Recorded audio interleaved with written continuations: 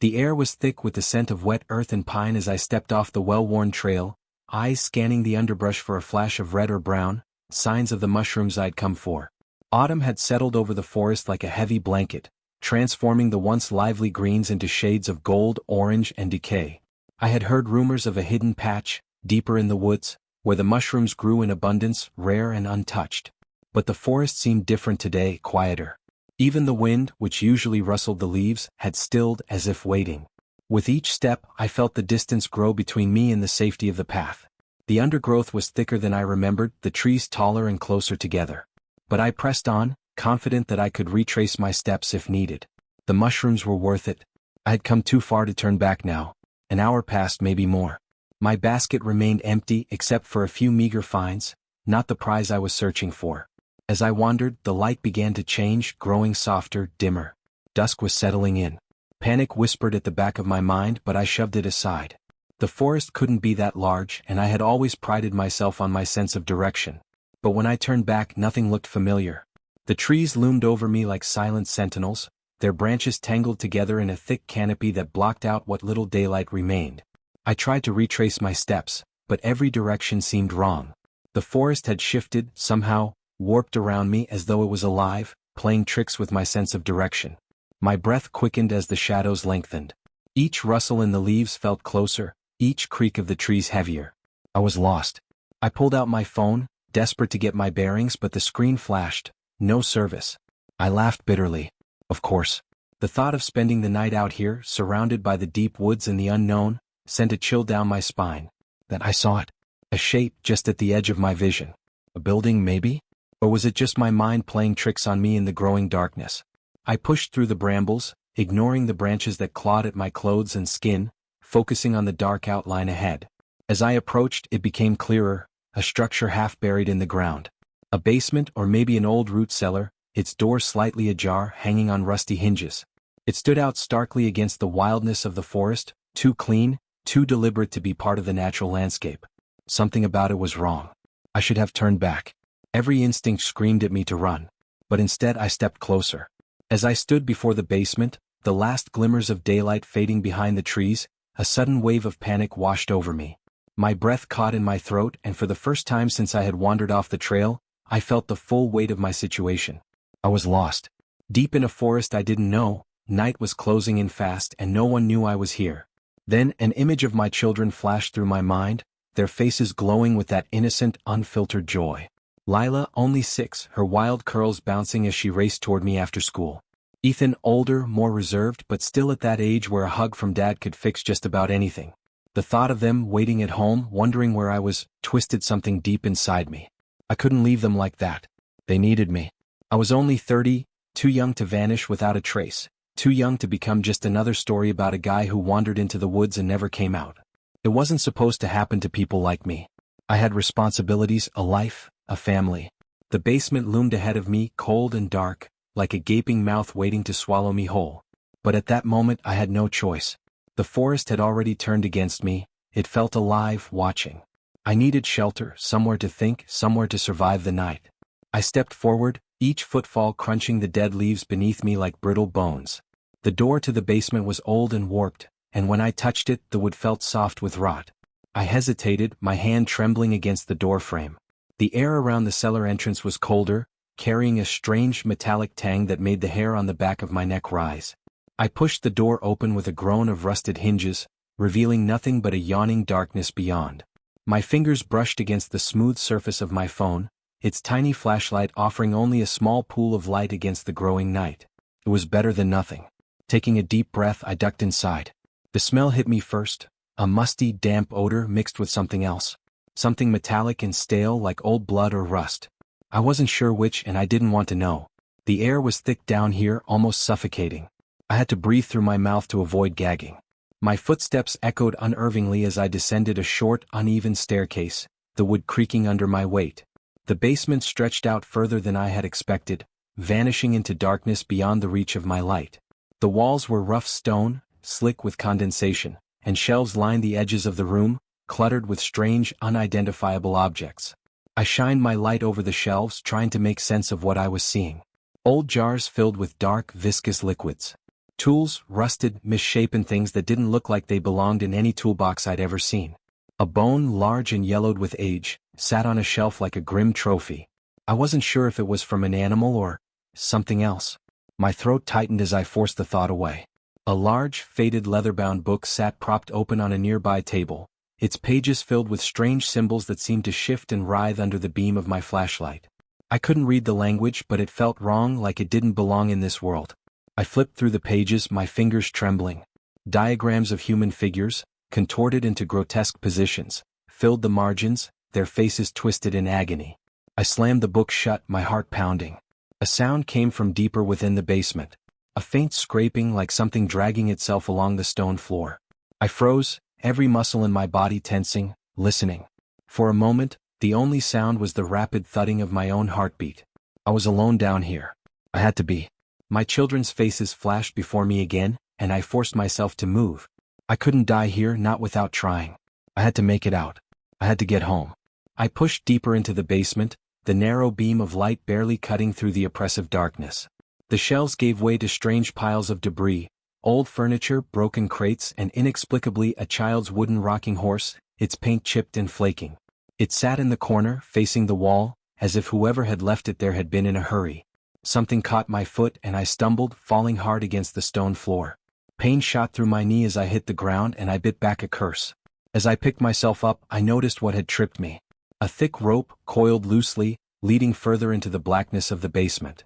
My flashlight followed the rope, and I saw it wasn't just a rope. It was attached to something. My hands shook as I stepped closer, raising the beam of light. It was a figure. A mannequin, I thought at first, dressed in what looked like old-fashioned clothes. But when the light caught its face, I realized it wasn't a mannequin at all. It was a person. Or had been. The body was skeletal, its flesh dried and shrunken against the bone, as if it had been mummified. The eyes were sunken into dark pits, staring blankly ahead. The rope was tied tightly around its waist, securing it to a large rusted hook embedded in the floor. Whoever they were, they hadn't left this place voluntarily. I staggered back, bile rising in my throat. What the hell had I just walked into? The scraping noise came again, closer this time. My breath quickened, the air growing colder, heavier. I backed away from the body, my heart hammering against my ribs. Something was here, something I couldn't see, something that was watching me. I could feel it. I stumbled toward the stairs, my flashlight flickering. Just as I reached the bottom step, a low creaking sound echoed through the basement. The door above me slammed shut, plunging me into total darkness. I froze, panic gripping me tight. I had to survive. My children needed me. But something in the basement wanted to make sure I never left. My heart hammered against my chest, the sound of it loud in the suffocating silence of the basement. The door above me was shut tight, and the blackness pressed in from all sides, thick and absolute. For a long moment I couldn't move. My thoughts were a jumbled mess of panic and dread. I stood frozen at the bottom of the stairs, unable to comprehend what had just happened. Then a sound echoed from deeper within the basement. A slow, deliberate scrape against the cold stone floor, like something sharp being dragged across metal. It was the same sound I'd heard before, but now it seemed impossibly close. My body went rigid, my pulse pounding in my ears. I strained to listen, every nerve in my body on high alert. The darkness felt alive around me, pressing closer, suffocating. I wanted to run. Every instinct screamed at me to get the hell out of this place, to pound against the door until my fists bled, to tear at the walls until I found a way out. But I couldn't afford to lose my head now. I thought of my children again, Lila's wide eyes, Ethan's careful, questioning gaze. They needed me to come home, and the only way to do that was to survive. Fear clawed at my throat, but I swallowed it down. I had to fight. Whatever was making that noise, whatever was lurking in the shadows of this basement, I had to face it head-on. I'm not going to die down here, I whispered to myself, my voice shaking with the effort. Not here. I tightened my grip on the flashlight and turned back toward the sound. The beam of light wobbled slightly as I forced my legs to move, to carry me back into the depths of the basement. My body protested every step, each footfall heavier than the last. My eyes darted around the darkened corners, expecting, no dreading, what I might find lurking just out of sight. The scraping sound came again, but this time I noticed something else. A faint breeze. It brushed against my skin, cool and unsettling in the otherwise stagnant air of the basement. I followed it, feeling the air grow stronger as I moved deeper into the room. The scraping was constant now, an unnerving rhythm that kept my nerves on edge. I turned a corner and then I saw it. There, against one of the far walls, was a small, grime-covered window. Through the dirty glass, I could make out the faint glow of the outside world, the last vestiges of dusk slipping into night.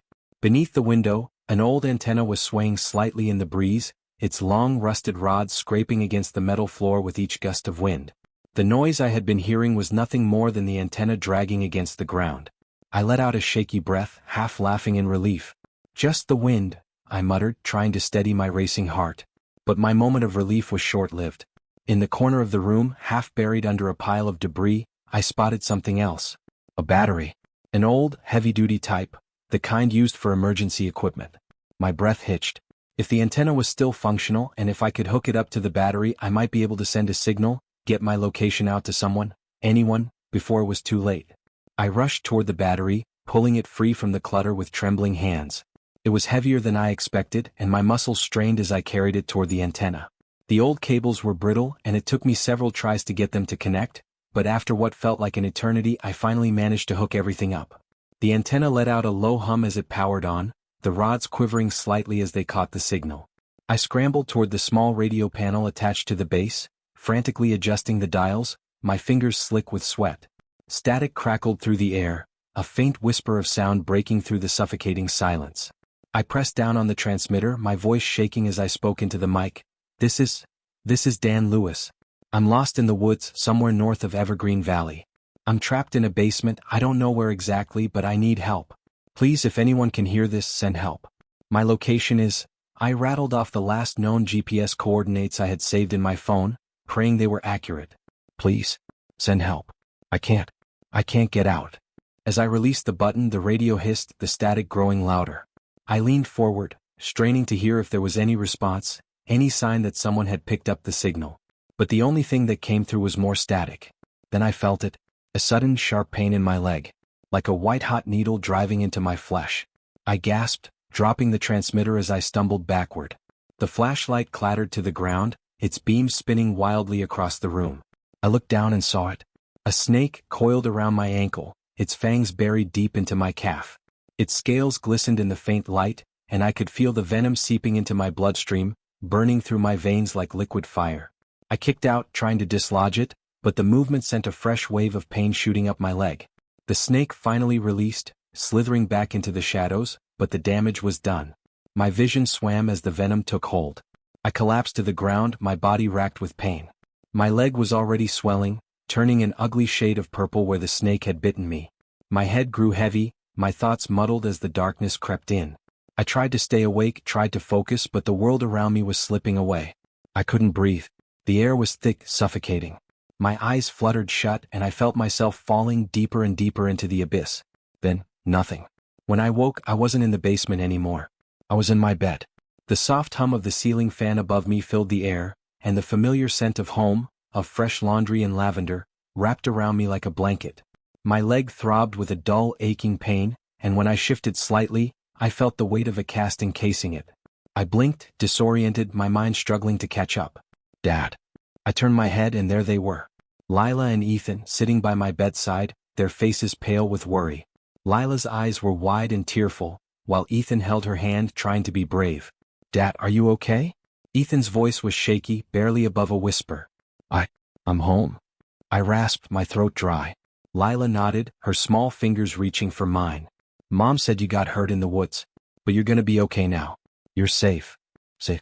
The word echoed in my mind as I looked around the room. Everything was as it should be. The soft light of the morning sun filtered through the curtains, casting a warm glow over everything. My wife's voice drifted from the kitchen, humming softly as she prepared breakfast. It was all so normal. But deep inside me, I knew something wasn't right. The memory of the basement, of the antenna, the snake. All of it felt too vivid, too real to be just a dream. I reached down, touching my leg, feeling the hard edge of the cast beneath my fingers. The bite. The venom. The darkness. How had I gotten out? How had I ended up here, safe and sound, when I had been so close to death? As I stared at my children, a cold dread began to creep into my chest. Something had brought me back from that basement. But it wasn't finished with me yet.